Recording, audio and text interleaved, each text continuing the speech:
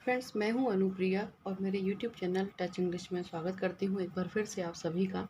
हम मॉडल पढ़ रहे हैं और मॉडल का जितना इजी ट्रिक हो सक रहा है मैं बता रही हूं, कोशिश कर रही हूं कि मैं इजी लैंग्वेज यूज़ करूं और आपको जैसे इजीली समझ में आ जाए।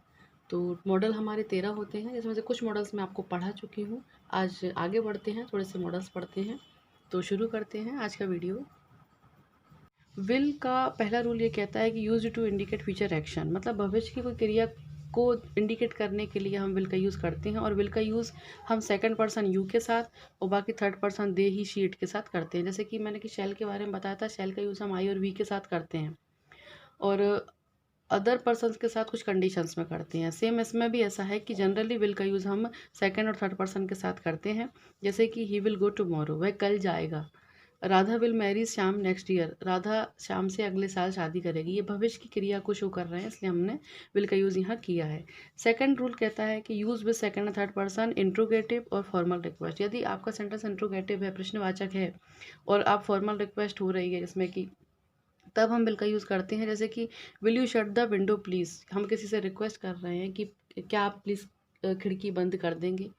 ठीक है। अगली कंडीशन है इसमें कि यूज़ विद फर्स्ट पर्सन। जैसे कि शैल में था कि यूज़ विद सेकंड और थर्ड पर्सन। वैसे जनरली शैल का यूज़ आई और वी के साथ होता है, लेकिन अदर पर्सन के साथ कुछ कंडीशंस में होता है। सेम ऐसे ही विल का यूज़ जनरली सेकंड और थर्ड पर्सन के साथ होता है, लेकिन आई और वी के साथ किसी कंडीशन में होता है। जो कंडीशन उसमें थी वो सेम कंडीशन इसमें आएंगी। जैसे कि प्रॉमिस वादा करना, डिटर्मिनेशन कोई दृढ़ निश्चय करना, थ्रेट धमकी देना, या वार्निंग किसी को चेतावनी देना। यदि ये कंडीशंस हैं तब हम सेकंड और थर्ड पर्सन के साथ इसका यूज़ नहीं करेंगे, हम आई और वी के साथ इसका यूज़ करेंगे। जैसे कि I will be there for you, मतलब मैं तुम्हारे लिए वहाँ रहूँगा। ये एक वादा है, एक प्रॉमिस है, इसलिए हमने आई के साथ वी विल का यूज़ किया, जबकि आई के साथ जनरली सेल का यूज़ होता है। We will teach her a lesson, हम उसको सबक सिखाएंगे। इस तरह से हम बोलते हैं कि हम उसको सबक सिखाएंगे। यहाँ पर एक तरह से डिटर्मिनेशन है, एक दृढ़ निश्चय है कि हम उसको सबक ज़रूर सिखाएंगे। ये मेरा मेरा एक दृढ़ निश्चय है। आई विल बीट यू, ये एक धमकी है कि मैं तुम्हें मारूंगा। तो यहाँ पर ये थ्रेट कुछ कंडीशन है, इस वजह से यहाँ पर आई और वी के साथ यहाँ विल का यूज़ किया गया है। ठीक है। अब वुड देख लेते हैं। वुड विल की पास्ट फॉर्म होती है, जैसे कि शैल की शुड होती है।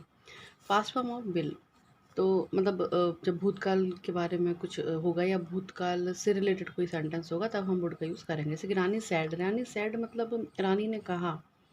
सैड से की सेकंड फॉर्म होती है, यानी कि पास्ट फॉर्म है, तो हम यहाँ पर विल का यूज़ नहीं कर सकते क्योंकि सेंटेंस में पहले ही पास्ट फॉर्म का यूज़ हुआ है, तो आगे भी हम पास्ट फॉर्म का ही यूज़ करेंगे।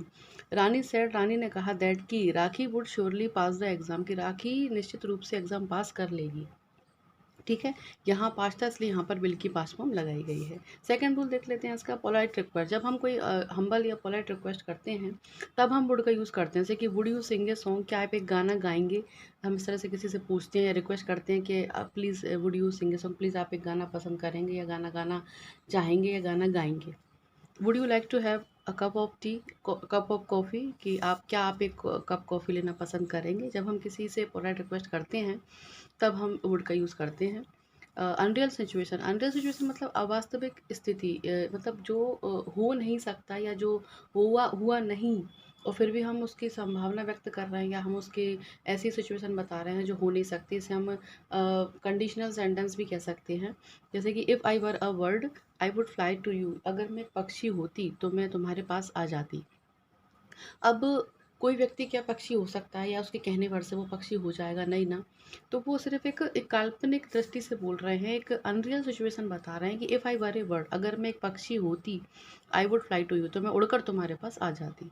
ठीक है। तो इस तरह की सिचुएशन में भी हम वुड का यूज़ करते हैं। If I were a king, अगर मैं एक राजा होता या होती, तो I would make you my chief adviser, तो मैं तुम्हें मेरा मुख्य सलाहकार बनाती। अब क्या कोई व्यक्ति एकदम से राजा हो सकता है? ये सिर्फ एक वास्तविक स्थिति है, जैसे हम सिर्फ सेंटेंस के थ्रू बोलते हैं कि अगर मैं एक राजा होती तो तुम्हें अपना चीफ एडवाइज़र या फिर मुख्य सलाहकार बनाती। अगला सेंटेंस है कि if she had come to me I would have taught her, अगर वो मेरे पास आई होती तो मैं उसे पढ़ाता या मैं उसे पढ़ाता। अब देखिए, वुड अनरियल सिचुएशन फ्यूचर की भी हो सकती है और पास्ट की भी हो सकती है। आई मीन, अगर फ्यूचर के लिए हम कोई ऐसी बात कर रहे हैं कि अगर मैं एक चिड़िया होती या मेरे पास एक साइकिल होती तो मैं वहाँ चली जाती। तो उसमें भी हम एक काल्पनिक बात बता रहे हैं। और पास्ट की बात करें, जैसे कोई बच्चा है, अगर वो नहीं पढ़ पाता, या कोई लड़की है नहीं पढ़ पाई, वो फेल हो गई, या उसके नंबर्स अच्छे नहीं आए, तो कोई व्यक्ति कह रहा है कि if she had come to me, अगर वो मेरे पास आई होती, I would have taught her, तो मैं उसको पढ़ाता। लेकिन वो क्या, उसके पास ना तो गई ना उसने पढ़ाया। तो जब इस तरह की हम काल्पनिक बात करते हैं, चाहे वो पास्ट की हो या फ्यूचर की हो, तब हम वुड का यूज़ करते हैं, जिसे हम अनरियल सिचुएशन बोलते हैं। अगला रूल कहता है कि पास्ट हैबिट, भूतकाल की कोई आदत बताने के लिए भी हम वुड का यूज़ करते हैं। जैसे कि I would go out for a morning walk, मैं मॉर्निंग वॉक के लिए जाता था। अब ये पास्ट की बात बता रहा है, मतलब अब नहीं जाता, उसकी आदत थी पुरानी कि वो जाता था मॉर्निंग वॉक के लिए। आफ्टर टेकिंग मील, खाना खाने के बाद या भोजन लेने के बाद, she would go out for a short walk, वह बाहर जाती है थोड़ी शॉर्ट वॉक के लिए, या एक छोटी सी एक वॉक के लिए वो बाहर जाती है खाना खाने के बाद, सॉरी जाती थी। अब ये उसकी पास्ट हैबिट है कि खाना खाने के बाद she would go out for a walk, short walk के लिए वो जाती थी, अब नहीं जाती है। अगला रूल है कि प्रेफरेंस ऑफ चॉइस, जब हम दो, कोई हम सामने वाला हमको कोई चॉइस दे रहा है और हम उस चॉइस को ना लेते हुए हम अपनी दूसरी चॉइस चूज़ करते हैं, तब हम इस तरह का सेंटेंस यूज़ करते हैं। जैसे कि आई वुड रादर रेस्ट नाउ, कोई व्यक्ति कह रहा है कि अब मैं रेस्ट करना चाहता हूँ या मैं रेस्ट करना चाहूँगी। इस तरह से जब हम बोलते हैं, मतलब हम, मुझे अब काम नहीं करना है, अब मैं रेस्ट करना चाहूँगी। He would rather die than back, देखिए इसमें कोई व्यक्ति कह रहा के बारे में हम बता रहे हैं कि वह कह रहा है कि वो माफ़ी मांगने से अच्छा मरना पसंद करेगा। कंडीशन दो है, यदि कोई व्यक्ति कह रहा है कि तुम मुझसे माफ़ी मांग लो, तो वो कह रहा है नहीं, मतलब वो दूसरे सिचुएशन, दूसरा पॉइंट चूज़ करेगा कि मैं मरना पसंद करूँगा, मैं माफ़ी नहीं मांग सकता, तो माफ़ी मांगने के बजाय मैं मरना पसंद करूँगा। तब हम इस तरह का बोलते हैं, तब हम यूज़ करते हैं वुड का। अगला सेंटेंस है I would rather study than to see a movie, मैं स्टडी करना पसंद करूँगी या स्टडी करना चाहूँगी मूवी देखने के बजाय। कोई फ्रेंड ने बोला कि चलो मूवी देखते हैं, तो वो दूसरी फ्रेंड कह रही है कि नहीं, मूवी देखने से अच्छा है, या मूवी देखने के बजाय तो मैं स्टडी करना पसंद करूँगी या स्टडी करना चाहूँगी। तो जो एक चीज़ को हम चॉइस चूज़ कर रहे हैं, तब हम इस तरह का यूज़ करते हैं। प्रोबेबिलिटी, संभावना व्यक्त करने के लिए भी हम वुड का यूज़ करते हैं। संभावना, इसमें हम श्योर नहीं होते हैं, सिर्फ एक अंदाज़ा लगाकर हम बोलते हैं। जैसे कि the teacher would be in the class, teacher class में होगी या होगा। हम एक संभावना बता रहे हैं, कोई ना पूछा टीचर कहाँ है, तो टीचर क्लास में होगी। He would be about 25 now, वह अब 25 का होगा, एक उसकी उम्र का अंदाज़ा लगाया कि वह 25 का हो गया होगा या 25 का होगा। तो इस तरह की प्रोबेबिलिटी में भी हम वुड का यूज़ करते हैं।